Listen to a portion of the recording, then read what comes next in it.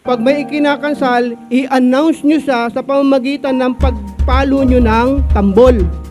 So, noong unang panahon, pag nakakarinig ng tambol, may tumutambol sa kabilang street, sino yung kinakasal? Itatanong mo ngayon, anak ni Muhammad o anak ni Abdullah o kaya anak ni kung sino man kinakasal.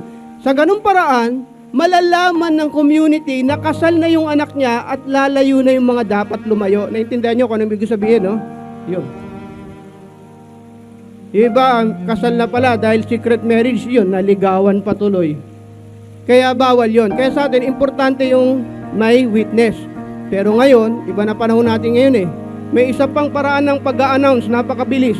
Alam niyo kung paano? Social media, change status mo lang. Kung ikaw ay single, ko-convert, pag kinasal ka ngayon, isa sa una sigurong ginagawa ng mga tao ngayon, palitan nyo ng married.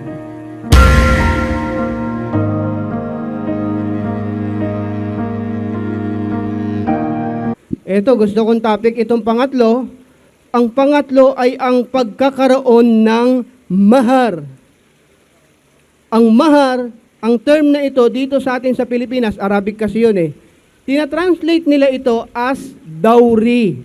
Familiar kayo? Ang dowry, chance ko to ma-explain eh kasi misconception to sa Islam eh. Ang dowry ay symbolic gift ni lalaki kay babae. Bakit ko sinabing misconception? Kasi akala nila binibili daw ang babae sa Islam. Wrong! Bakit wrong? Kasi symbolic lang yun eh. Paano siya naging symbolic? John Mark, pakinggan mo ha. Magre-regalo si lalaki kay babae. For example, yung mapapangasawa ko, niregaluhan ko ng ring. Sing-sing. Iba pa yung wedding ring, engagement ring, sape ring. Pero pag binigyan ko siya ng ring, for example,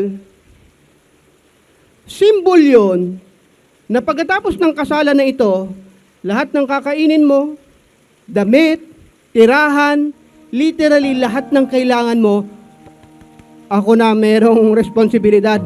Wala na sa tatay mo, tapos na si tatay. Ako na yun. Yun ang ibig sabihin ng dowry.